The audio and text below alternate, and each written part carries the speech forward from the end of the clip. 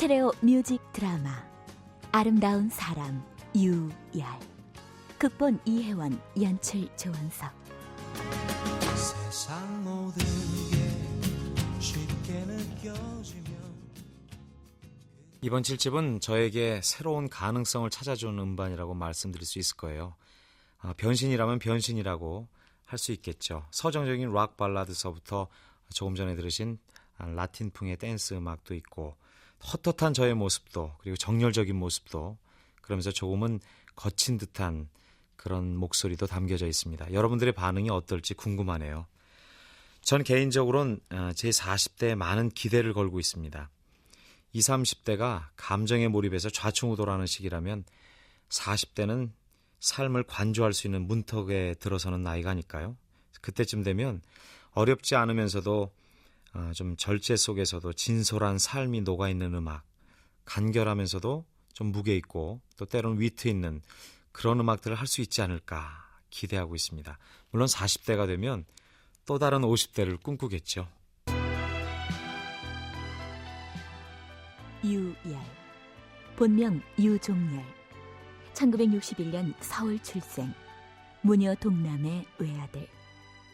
가련초등학교, 대성중고등학교를 거쳐 외대 무역학과 졸업. 1986년 제10회 대학가요제에서 지금 그대로의 모습으로란 곡으로 대상을 수상하면서 가요계에 데뷔. 그 후 가수로서 음악 프로 MC로서 바쁜 나날을 보내고 있는 유열의 음악 세계에 대해 가요평론가 강헌 씨의 얘기를 들어본다. 86년 대학가요제에서 자신의 자작곡인 지금 그대로의 모습으로를 라는 노래로 대상을 획득하면서 프로로 입문하는 유열은 이어진 그 87년의 데뷔 앨범에서 최종혁 씨의 작품인 이별 이래를 히트시키면서 곧바로 스타덤에 진입합니다. 그의 트레이드 마크는 역시 특히 10대 후반에서 20대, 30대에 이르는 여성 팬들을 아우를 수 있는 아주 소프트한 멜로우의 전형적인 그 부드럽고 달콤한 발라드 보컬입니다. 그는 여기에 보다 좀 더 도시적이고 세련된 어떤 서구적인 어떤 그런 스타일을 가미시켜서 가령 이 집의 화려한 날은 가고 같은 아주 또 스매시 히트곡을 만들어내기도 합니다. 그는 그 대학가요제가 난 스타이면서 동시에 80대 후반의 어떤 이 발라드 폭풍의 이문세, 변진섭과 더불어서 아성을 굳게 쌓아간 그 대표적인 어떤 스탠더드 팝 뮤지션입니다. 지금도 유열은 특히 좋은 사람들에 대한 욕심은 많지만 그것은 어릴 적에도 마찬가지였다. 누구나가 조금만 친해지면 어느덧 친구고 형이고 누나고 동생이 됐다. 어쩌면 무녀 동남의 외아들이라는 그의 환경이 그를 그렇게 만들었는지도 모른다. 아유, 지금이 몇 시야? 어딜 그렇게 하루 종일 쏘다니니? 친구네 집이요. 아유, 저녁은? 친구네 집에서 먹었어요. 애가 왜 남의 집에 패는 끼치고 그래? 아니에요. 친구 어머님이 먹고 가라고 했어요. 아유, 친구. 아, 참, 아까 종렬이 왔었는데 왜요? 축구 하자고 하더라. 이상하네. 오늘 축구 안 한다고 하더니. 안형제도 왔다 갔어. 형제도요? 같이 숙제하려고 왔다던데? 그래요? 언제요? 1시간쯤 됐나? 에이, 좀 기다리라고 하지 않고요. 열아, 넌 그렇게 친구가 좋으니? 엄마보다 친구가 더 좋은 거야? 참 엄마도. 아유, 하여튼 비록 혼자지만 열 형제 안 부럽구나. 늘 친구들 틈에서 복닥거리니. 초등학교 5학년 시절 유열은 또 한 명의 좋은 친구를 만났다. 지금은 이름도 기억나지 않지만 그 친구는 같은 또래들보다 2살쯤 더 많았고 약간 굽은 곱사등에 고아라고 했다. 하지만 반에선 어느 누구도 그를 함부로 대하지 못했다. 힘이 세기도 했지만 외모가 주는 어떤 위압감도 있었다. 열아, 너 오늘 우리 집에 한번 가지 않을래? 너희 집에? 저번에 너희 집에 초대해줘서 정말 고마워. 네 생일인데 아무 선물도 준비 못하고. 야, 별소리를 다 한다. 암튼 오늘 우리 집에 가자. 너도 내가 어떻게 사는지 궁금하지? 가보면 날 이해하게 될 거야. 너희 집처럼 그렇게 웅그렁땡그렁 하진 않지만 우리 집도 괜찮아. 동생들도 많고. 참, 내 동생들 참 착하다. 수업 끝난 후 유열은 그 친구를 따라 구산동의 한 언덕배기를 한없이 올라갔다. 마치 등산을 하는 것처럼 힘은 들었지만 양 길가엔 들꽃들이 피어 있었고 고추 잠자리도 날아다녔다. 사실은 오늘 우리 집에 특식이 있는 날이라 널 초대한 거야. 특식? 나 고아라는 거 알지? 어, 그럼 내가 고아원에 사는 것도 다 알겠네. 응. 우리 고아원에선 특식이란 게 있어. 오늘은 다른 날보다 좋은 반찬이 나오는 날이야. 별건 아니야. 오늘은 특식 비빔밥인데 아마 너도 좋아할걸? 야, 나 비빔밥 좋아하는 거 어떻게 알았어? 다 왔다. 저기가 우리 집이야. 친구가 손가락 끝으로 가리키는 곳에 허물어져가는 한 움막집이 나타났다. 그때 어떻게 친구의 인기척을 들었는지 한 무더기의 아이들이 일제히 뛰어나오는 것이었다. 친구야, 인사드려. 안녕하세요. 친구의 움막집 안으로 들어가니 손바닥만한 밥상이 하나 있었는데 그곳에 곧 상이 차려졌다. 그리고 아무리 생각을 해도 특식이라고는 생각할 수 없는 비빔밥이 나왔는데 그것은 꽁보리밥에 김치 그리고 고추장이 전부였다. 그 흔한 계란 후라이조차 하나 구경할 수 없었던 비빔밥이 그들에게는 특식이었던 것이다. 자, 골고루 밥 다 펐어? 누구 적은 사람? 영철아, 너 밥 적지? 네, 형. 적어요. 나만 적어요. 민구 너 영철이한테 밥 2숟가락만 덮어줘. 영철이 너 밖으로 들고 이리 나와. 고추장은 매우니까 욕심 부리지 말고 조금씩만 넣어. 많이 넣고 나중에 맵다고 눈물 찔찔 흘리는 놈은 알아서 해. 알았지? 예. 자, 이번에 참기름이다. 딱 한 방울씩이야. 2방울 넣어달라고 떼쓰는 놈은 반칙이야. 다들 똑같이 한 방울씩만 넣어. 알았지? 네. 열아, 이거 좀 넣어줘. 알았어. 고소하네 정말. 전 그날 참 많은 것을 배웠어요. 가난과 행복이라는 전혀 어울릴 것 같지 않은 두 모습이 그렇게 한 모습으로 잘 어울리는 것도 봤고, 비록 등은 굽었지만 어린 동생들 꼼꼼하게 챙겨주는 그 친구 뒷모습에서 참 형다운 게 어떤 건지, 또 이 약자를 돌보는 그 강자의 멋이라고 할까요? 어떤 남자다움을 느꼈습니다. 유열이 잊을 수 없는 또 한 사람. 삶의 진실을 학생들한테 몸소 행동으로 보여준 중학교 생물 선생님이었던 이혜복 선생님. 남자는 모름지기 능력이 아니고 인격이다. 능력이 최고라고 말하는 사람들은 인간을 인간으로 보지 않고 동물로 취급하는 사람들이다. 알았어? 아니, 왜 대답이 없어? 니들은 선생님이 옛날 고리짝 같은 소리만 한다고 생각할지 모르지만은 인생의 진실이란 시간과 공간을 초월해서 영원한 거다. 알았지? 네. 대답이 시원치 않다. 알았지? 예, 알겠습니다. 당시 이혜복 선생님은 학생들에게 됨됨이의 중요성을 늘 강조하셨을 뿐 아니라 그 또한 늘 행동으로 모범을 보이는 제자 사랑이 대단한 분이셨다. 그러나 외모는 그의 무뚝뚝한 모습만큼이나 특이했다. 당시로서는 보기 힘들었던 185cm의 장신에다 피부 또한 곱지 않은 모과 같은 얼굴에 아래로 축 처진 두 눈. 학생들은 이 선생님이 외모 때문에 30이 넘도록 결혼을 하지 못하는 거라고 아우성쳤다. 선생님, 질문 있어요. 그래. 유열. 만일 남자한테 능력보다 외모보다 인격이 먼저라면 선생님은 1등 신랑감이시겠네요. 말이라도 고맙다. 날 그렇게 인정해주니. 근데 선생님은 왜 결혼을 안 하시는 거예요? 안 하시는 거예요? 혹시 못 하시는 거예요? 그게 그렇게 궁금하냐? 너무너무 궁금해서 공부가 잘 안 돼요. 우선 그 문제부터 해결을 봐야 공부가 될 것 같아요.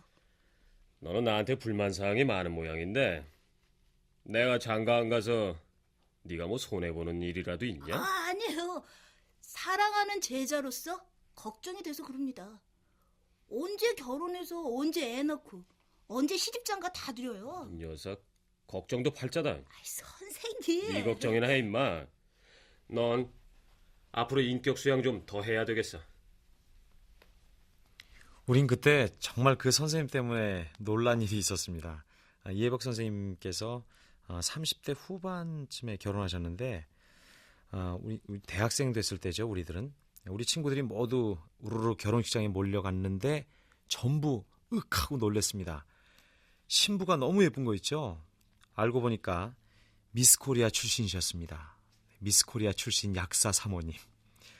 우린 그때 깨달았죠. 남잔 인격이구나. 그 선생님 정말 훌륭한 인격자셨거든요. 항상 민주적으로 우리를 대해주셨고 토론의 장으로도 많이 이끌어주셨고 말씀은 별로 없으신데 행동으로 제자들에게 많은 걸 보여주신 선생님이셨습니다. 결국 남자는 인격이라는 걸 의심에 맞이하는 우리한테 몸소 행동으로 실천해 보여주신 분이셨죠. 유열은 대학을 2번 다녔다. 점쟁이 말이 맞아 학원에 애기 낀 것인지 79년 첫해 대학 진학에 실패하고 그 이듬해 K대 영문과에 들어갔다. 그러나 80년은 데모로 얼룩진 한 해. 12.6 사태 이후 이틀이 멀다 하고 데모의 행렬이 끊이질 않고 유열은 학과 적성에 대한 갈등과 대학 생활에 대한 실망으로 결국 휴학기를 내게 된다. 그 후 유열은 보찜을 싸들고 춘천으로 내려갔다. 춘천 철길 옆에 있는 한 여관방에 자리를 잡고 많은 방황과 번민으로 하루하루를 보냈다. 그곳에서 3사람의 죽음을 봤다. 에이가 저 꽃다운 나이에 목숨을 던지다니. 에이가 그 이승에서 개똥밭에 굴러도 저승보단 낫다고들 하던데 말이야. 부모님 반대로 사랑하는 남자와 헤어졌대요. 아니 그 부모가 반대를 하면은 멀리 도망가서라도 살 일이지. 죽기는 왜 죽어? 그러게 말이에요. 착하니까 그랬겠죠. 이러지도 못하고 저러지도 못하고 얼마나 괴로웠으면 스스로 목숨을 끊었겠어요. 젊은 여자의 죽음 이후 2사람의 죽음을 더 봤다. 아이고, 그 할아버지 참말로 독하네. 살 날도 얼마 남지 않은 양반이 뭐가 그리 급하다고 이렇게 서둘러 떠났대. 할머니를 얼마 전에 먼저 보내시고 무척 외로워하셨대요. 그 할머니 그 할아버지한테 평생 지극정성을 다했나 보지. 나 같으면 이 생에 다한 인연도 징그러워서 저승에서 혹시 다시 볼까 무섭겠구만. 모두들 사람 때문에 살고 죽고 했다. 그곳 여관방에서 유열은 생각했다. 삶이란 어찌 보면 길지 않은 것. 하고 싶지 않은 일에 매달려 아둥바둥 살 것이 아니라 어렵지만 하고 싶은 일에 최선을 다하며 살아야겠다는 생각을 한다. 새로 공부를 시작해 평소에 원했던 무역학과에 다시 도전했다. 외대 무역학과 3학년 시절에는 대학가요제도 출전해 대상을 타게 됐다. 지금 그대로의 모습으로는 당시 같은 대학에 다니던 한 여학생과 사랑에 빠진 유열이 직접 작사한 노래이기도 했다. 오빠 축하해. 고마워. 이제 오빤 오빠 소원대로 가수의 길로 가면 되겠네. 난 내 길로 가고.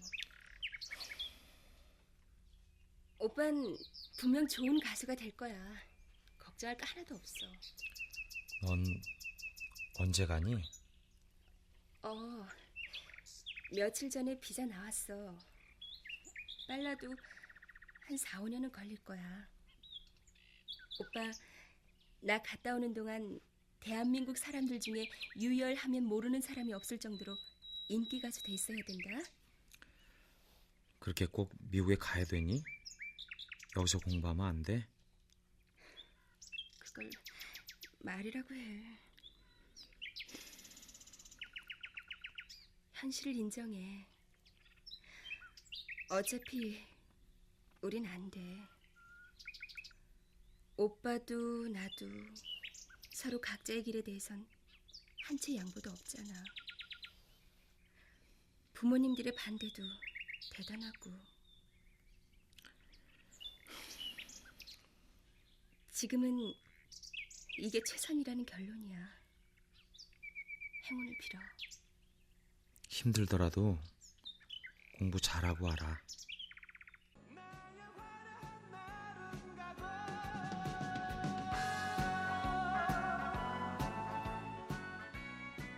햇수로 3년. 집이 같은 방향이어서 운이 좋으면 버스에서부터 또는 전철 안에서 자주 부딪혔던 사람. 항상 손에 책이 가득했던 생머리 단발의 여대생.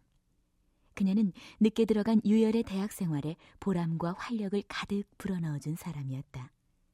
그러나 유열은 끝내 그녀를 붙잡지 못했다. 상대를 지나치게 생각하고 배려하는 유열의 성격이 그녀를 잡는 데 걸림돌이 되었던 것이다. 그 후로 1년 반 후, 우연히 서울의 거리에서 유열은 그녀를 다시 만나게 된다. 유열은 그녀를 보는 순간 가슴이 철렁 내려앉는 것을 느꼈다. 어떻게 된 거니? 너 지금 미국에 있어야 되는 거 아니야? 그렇게 됐어. 참, 정말 놀랐구나. 너 어떻게 돌아오게 된 거야? 생각보다 공부하기가 너무 힘들어서 그냥 돌아왔어. 연락 왜 안 했어? 연락하면 뭐해. 근데 오빠 정말 대단해졌더라. 유열하면 모르는 사람이 없던데. 반대하던 우리 부모님도 지금은 오빠 팬이야. 어떻게 지내니? 취직했어. 직장 다녀. 대단하구나. 언제 그렇게 돌아와서 벌써 취직까지 다 했어? 차 한잔 할래? 아니야. 곧 사무실로 들어가 봐야 돼. 오빠 나중에 봐. 나 갈게. 지난 6월에 그 친구를 참 오래간만에 만났습니다. 제가 마침 실직 가정의 자녀들을 돕는 자선 공연을 하얏트에서 했는데 그 친구 대학 때 단짝 친구들이 있어요. 미국에서 나온 친구가 오랜만에 나와서 함께 어디를 갈까 하다가 저한테는 연락도 하지 않고 표를 사서 그렇게 함께 왔더라고요. 그래서 넷이서 식사를 함께 한 적이 있었는데 참 그 시간의 흐름이라는 게 이런 거구나 하는 걸 느꼈습니다. 물론 좋은 의미에서 말씀드린 건데요. 그 친구들 가운데서 셋 중에 둘은 결혼을 했고 한 명은 아직 안 했는데 그 어머니가 된 그녀를 보면서 참 기분이 묘했습니다. 아이들하고 신랑 자랑이 그렇게 크지 않으면서도 열심히 살아가는 그런 모습 참 고맙게 느껴지더라고요. 내가 역시 이 사람은 잘못 보지 않았구나 이런 생각도 들고 왜 그런 거 있잖아요. 옛날에 사랑했던 사람 우연히 만났는데 완전히 그 아줌마가 되어 있으면 좀 실망하게 되는. 근데 이 친구는 그렇지 않았어요. 정말 아직도 자기 일에 열심이고 또 아이들도 잘 키우고 조금은 많이 수줍어 했었는데 더 씩씩해지고 어머니로서 더 용감해진 모습이 참 보기 좋았습니다. 86년 대학가요제에서 대상을 수상으로 시작한 유열의 가수 생활은 평탄한 편이었다. 발표하는 음반마다 늘 꾸준한 인기를 얻으며 폭넓은 팬을 확보하고 있었다.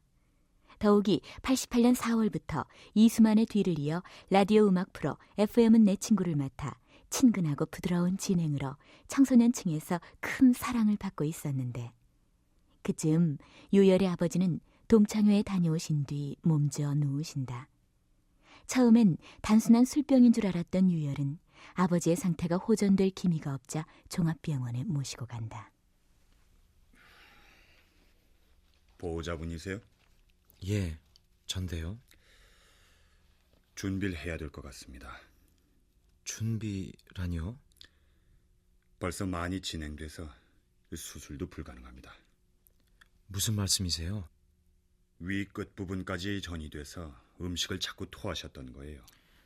몇 년 전에 종합검진 받았을 때만 해도 아무 이상 없다고 했는데 그냥 위궤양 증세만 조금 있다고 말씀해 주셨었거든요. 얼마 남지 않으셨습니다. 준비를 하세요.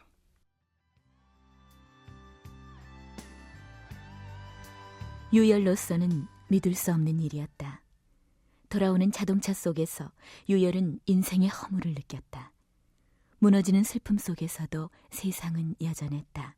여전히 날씨는 화창하고 여전히 거리의 바람은 산들거리고 자동차는 빵빵거리고 아이들의 밝은 웃음소리는 넘쳐 흐르고 불행은 불행을 부른다고 했던가 핸들을 잡은 채 흐르는 눈물 때문에 잠깐 고개를 숙이는 순간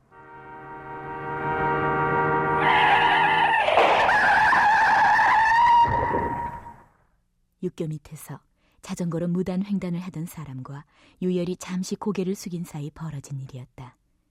환자는 즉시 병원으로 옮겨졌지만 이미 혼수 상태에 빠지고. 어떻게 이럴 수 있어요? 어떻게 이럴 수 있어요? 우리 식구 모두 유열 씨 당신 팬이었는데 어떻게 우리 죄송합니다. 정말 죄송합니다. 그날부터 유열은 진행하던 방송을 비롯한 모든 가수 활동을 접고 아버님의 병실에서 그분의 병실을 오가는 일이 하루 일과가 되었다.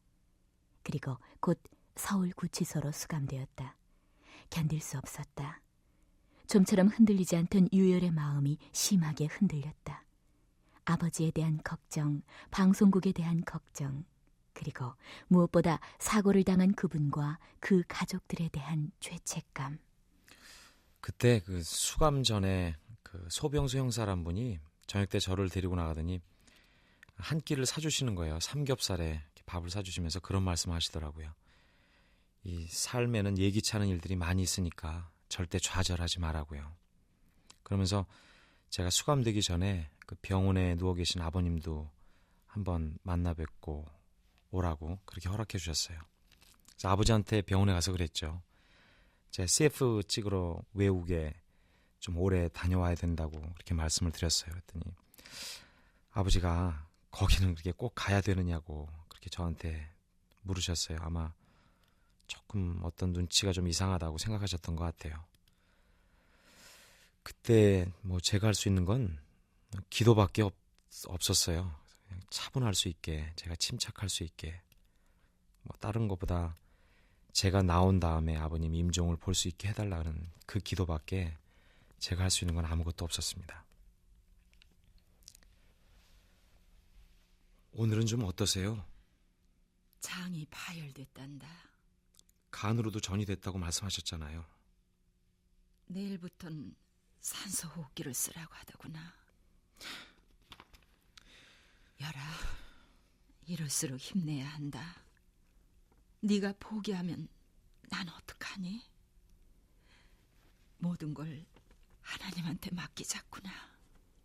많은 사람들의 도움이 있었다. 처음엔 유열의 얼굴도 쳐다보지 않았던 피해자 가족들도 유열을 위해 탄원서를 써주며 선처를 부탁했고 동료 가수, 선후배, 방송국에 계신 많은 분들 그리고 구치소 안에서의 다른 죄수들까지도 유열을 걱정하고 도와주었다. 결국 유열은 많은 이의 도움으로 16일 만에 구치소에서 나온다. 그때 전 두 분의 죽음을 봤죠. 참 삶과 죽음이 그 백지장 하나 차이라는 생각이 다 들었어요. 구치소에서 밤 11시쯤인가 나와서 밤 한 12시쯤 됐을까요? 아버님한테 바로 달려갔는데 아버지가 산소 마스크에다가 뭐 호스 막 여기저기 꼽고 계세요. 이미 뭐. 근데 안 주무시고 계신 거예요. 저를 보시자마자 누워 계시는데 눈물을 툭 흘리시더군요. 그래서 아버지 제가 그동안 일들이 참 많았어요 라고 말씀드렸는데 아주 짧게 다 안다. 그래서 고개를 끄덕이시면서 저를 오히려 이렇게 가만히 다독거리면서 안아주셨어요. 아버님은 그 다음 날 돌아가셨습니다. 아마 제가 올 때까지 그렇게 버티시면서 기다리고 계셨던 것 같습니다. 그리고 나중에 한참 후에 제가 이제 톡쇼에 나가서 그때 얘기하면서 눈물 흘리는 걸 그때 그 어머니가 보셨나 봐요. 그러고서 편지를 보내왔는데 이젠 가족들 다 잘 지내고 있으니까 걱정 말라고. 제가 명절 때면 가끔 찾아가 뵀었거든요. 근데 이제 그만 찾아봐도 된다고. 보면 자꾸 생각나서 유열 씨가 많이 힘들어하니까 이제 우리 걱정하지 말고 잘 지내라는. 주소하고 전화번호도 남기지 않고 그렇게 이사를 가셨더라고요. 참 그 어려운 일들 겪으면서 제가 생각했던 건 참 전 복이 많은 사람이구나 그런 생각이 들었습니다. 아무리 세상이 각박하다고 하더라도 제 주위에는 좋은 분들이 참 많았어요. 그래서 내가 할 수 있는 일이 뭘까 그때 생각 참 많이 한 것 같아요. 진정한 가수로서 좀 좋은 노래 부르면서 이웃을 많이 돌아봐야겠다 그런 생각을 그때 많이 했습니다. 유열의 노래는 늘 편안하다. 늘 부드럽고 여유롭다. 그것은 어떤 어려운 일 앞에서도 부정적인 면보다는 긍정적인 면을 먼저 떠올리며 차분하게 극복하려는 그의 의지 때문인지도 모른다. 사람을 볼 때는 그의 단점보다는 장점을, 그리고 삶이 주는 시련 앞에서는 언제나 겸손함으로 자신을 되돌아본다는 아름다운 사람 유열. 최근 겨울채비라는 7집 앨범을 내고 의욕적으로 활동하는 유열의 앞으로의 계획과 각오를 들어본다. 그동안 이 가수로서 좀 게으르지 않았나 하는 생각 많이 했어요. 물론 주위에서는 저를 성실하게 봐주시고 또 저 또한 굉장히 바쁘고 빡빡하게 좀 열심히 살아온 거는 사실이긴 한데, 근데 그 정작 중요한 일에 바쁜 거 그게 정말 지혜로운 게 아닌가 하는 생각을 했습니다. 공부를 좀 더 하고 싶어요. 아직 시기는 안 정했지만 스탠다드 재즈 보컬 또 뮤지컬 보컬 연출 이런 쪽으로 공부하고 싶습니다. 그래서 가수로서의 바람은 저를 기억하는 팬들과 나이를 이렇게 함께 먹어가고 싶어요. 그래서 프랭크 시나트라가 그 80회 생일 그 콘서트까지 하고 음반도 내고 그러고 나서 돌아가셨죠. 저 또한 나이 들어서까지 힘이 닿는 한 이 80회 생일날 저도 함께 사랑해주는 그 팬들을 초대해서 멋진 콘서트 열고 싶고요. 그리고 진솔한 음악, 우리 사는 얘기가 좀 솔직하게 녹아든 음악, 편하면서도 오랫동안 남을 수 있는 그런 음악 열심히 만들겠습니다. 출연 김순환, 김승태, 김경수, 서권희, 구민선, 원호섭, 정소희, 한정미, 은미, 정현경, 이명원, 그리고 해설 최덕희, 음악 조병성, 효과 강성범 안익수, 편집 김남희, 기술 양원식. 스테레오 뮤직 드라마 아름다운 사람 유열. 이혜원 극본, 조원석 연출로 보내드렸습니다. 잊혀지겠지만 너무나